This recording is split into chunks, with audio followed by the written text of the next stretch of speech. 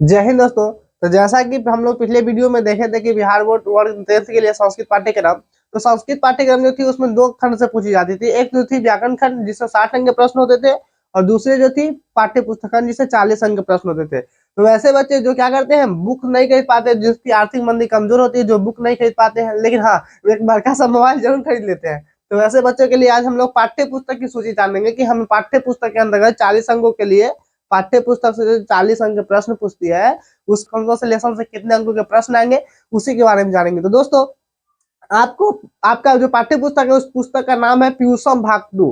प्यूसम भाग 1 वर्ग 9 के लिए होता है, और प्यूसम भाग 2 जो है वर्ग 10 के लिए आपका पाठ्य पुस्तक का नाम हो गया। अब आपके पाठ्य पुस्तक प्यूसम भाग 2 में दो खंड है। एक खंड होता है अनुपूरक खंड, जो कि अनुपूरक खंड में आपको 25 लेसन पढ़ना है। कितना लेसन है? 25। अनुपूरक खंड में आपको 25 लेसन पढ़ना है, और पूरक खंड में इसमें आपको 14, यानी पूरक खंड में आपको 14 लेसन पढ़ना है। तो अनुपूरक खंड हिंदी में भी आप देखो यहाँ की एक आपका गोधोली होता है जो कि मूल हिंदी हो गया, और उसके साथ साथ एक वर्णिका जो कि अनुपूरक हिंदी हो गया था। अनुपूरक हिंदी से हिंदी में जो थे 10 अंक के प्रश्न आते थे, जबकि संस्कृत में इधर 14 लेसन, यानी आपका जो पूरक हो गया ना, यानी मूल संस्कृत हो गया आपका, इसमें 14 लेसन, जिसमें पहला है मंगलम।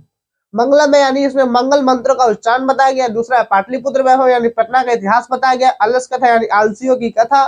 संस्कृत साहित्य लेखिका यानी संस्कृत को लिखने में जो ऋषिका का योगदान है, यानी लेखिका जो योगदान है, उसी के बारे में बताया गया। पांचवा भारत महिमा यानी भारत की महिमा, भारतीय संस्कार है, भारत की जो संस्कार है उसी के बारे में हम लोग उसमें जानेंगे। नीति श्लोका यानी महाभारत से लिया गया है।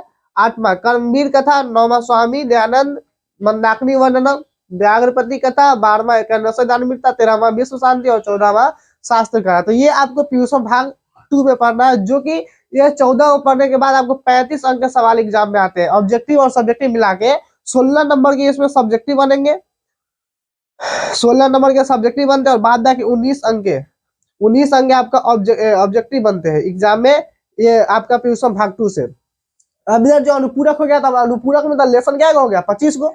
अब 25 को लेसन इधर और 14 को लेसन उधर, यानी 39 को लेसन हो गया। और 39 को लेसन में से 40 अंक का सवाल है पूछता है, तो 39 को लेसन पढ़ेंगे तो 40, ऐसा कुछ नहीं है। आपको इधर पढ़ने, मतलब आप इधर प्यूसम भाग 2 पढ़ लेंगे तो इधर 35 अंक के प्रश्न हो जाएंगे। और अनुपूरक है, अनुपूरक में आपको 2 या 3 लेसन हर साल, इसमें से कोई एक लेसन या 2 लेसन से उठाकर 5 अंक के प्रश्न, मात्र 5 अंक के प्रश्न, अनुपूरक से मात्र 5 अंक के प्रश्न ही आते हैं। इसमें पहला लेसन आपको ध्यान रखिए, जो VBI है जौदर्यम, ये आपको हर हाल में पढ़ना है। अच्युत अष्टकम ये भी पढ़ना है आपको, और एक मधुर राष्ट्रम, ये 3 लेसन आपको इसमें पढ़ना है। तो आपके 5 अंक हर साल के लिए क्लियर हो जाएंगे, क्योंकि हर साल मधुर राष्ट्रम, अच्युत अष्टकम और जौदय से औदार्यम से ही सवाल आते हैं।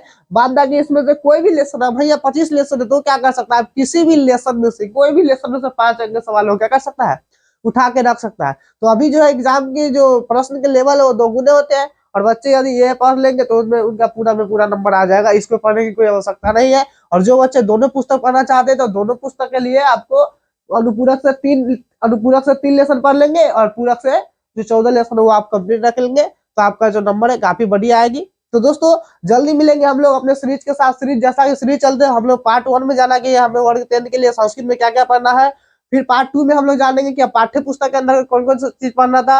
अब पाठ्य पुस्तक के अंदर का जो मंगलम है पार्ट 3 में चलेगा, पार्ट 4 में फिर पाटलिपुत्र वैभव में चलेगा, यानी सीरीज में A to Z चीज हम लेकर के चलते हैं।